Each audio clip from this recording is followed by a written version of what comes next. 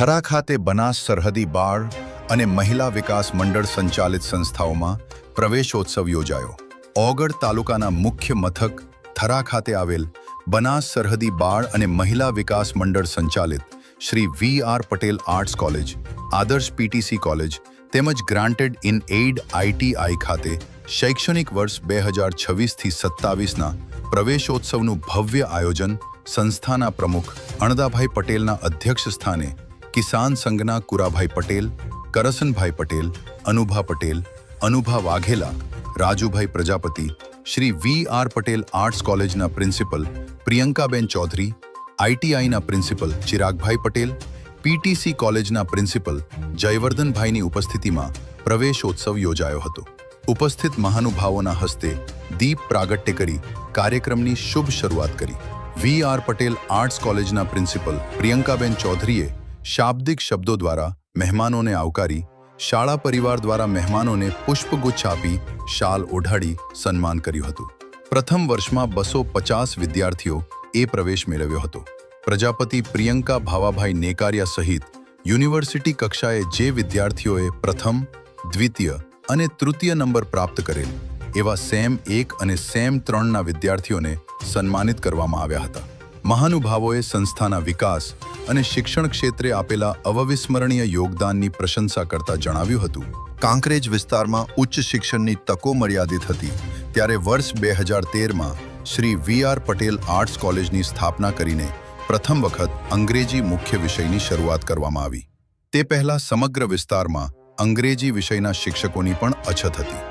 વિસ્તારમાં વિજ્ઞાન પ્રવાહની શાળાઓ ઉપલબ્ધ નહોતી ત્યારે વિદ્યાર્થીઓને સ્થાનિક સ્તરે ગુણવત્તાસભર શિક્ષણ મળે તે માટે સાયન્સ શાળાની પણ શરૂઆત કરવામાં આવી। તેવી જ રીતે વર્ષ 2009માં ગ્રાન્ટેડ ઇન એઇડ આઈટીઆઈ તથા આદર્શ પીટીસી કોલેજની સ્થાપના કરીને યુવાનોને વ્યવસાયલક્ષી અને શિક્ષક તાલીમનું શિક્ષણ પોતાના વિસ્તારમાં જ ઉપલબ્ધ કરાવવામાં આવ્યું। આ તમામ શૈક્ષણિક પ્રવૃત્તિઓ પાછળનો મુખ્ય હેતુ એ હતો કે વિસ્તારનો કોઈ પણ દીકરો કે દીકરી માત્ર સુવિધાના અભાવે શિક્ષણથી વંચિત ન રહે।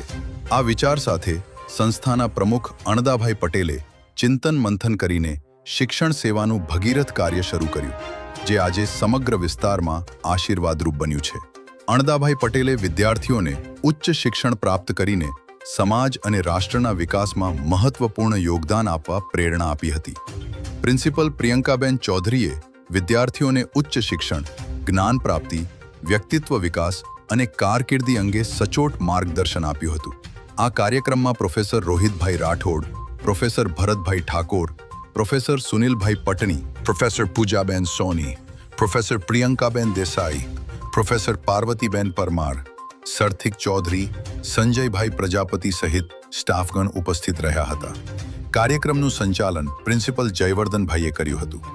વિશાળ સંખ્યામાં વિદ્યાર્થીઓ ઉપસ્થિત રહ્યા હતા। રિપોર્ટર અલ્પેશ ગોસ્વામી, રુસ્તમ ખતખાન। આત્મીયતા સાથે અમારા કોલેજ પરિવારમાં હાર્દિક સ્વાગત કરીએ છીએ। આજના પ્રસંગને આજના પ્રવેશ ઉત્સવ જેવા પ્રસંગને શુભ નિમિત્તે અમારે સન્માનને આમંત્રણને માન આપીને વધારેલ અમારી સંસ્થાના પ્રમુખ સાહેબ શ્રી અણદાભાઈ પટેલ સાહેબ તેમજ વિદ્યાર્થીઓને માર્ગદર્શન આપવા માટે વધારેલ તમામ મંચસ્થ મહેમાનોનું હું હાર્દિક સ્વાગત કરું છું। આપ સૌનો સહકાર, માર્ગદર્શન અને આશીર્વાદથી અમારી કોલેજ શિક્ષણ, સંસ્કાર અને ગુણવત્તાના